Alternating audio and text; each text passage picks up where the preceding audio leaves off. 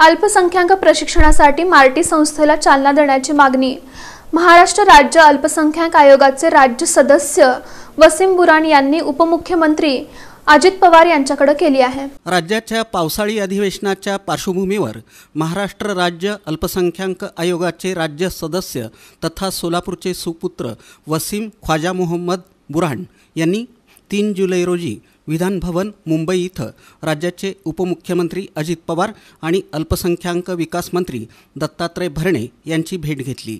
या भेटीत त्यांनी अल्पसंख्याक प्रशिक्षण व संशोधन संस्था अर्थात मार्टी ही संकल्पना प्रत्यक्षात आणण्यासाठी स्वतंत्र हेड सुरू करणं, संस्थेची नोंदणी करणं, पदभरती प्रक्रिया राबवणं आणि आवश्यक निधी उपलब्ध करून देण्याची मागणी केली। मार्टी संस्थेमार्फत अल्पसंख्याक समाजातील युवक, महिला, विद्यार्थी आणि अभ्यासकांसाठी विविध प्रशिक्षण, संशोधन तसंच विविध सक्षमीकरण उपक्रम राबवले जाणार आहेत।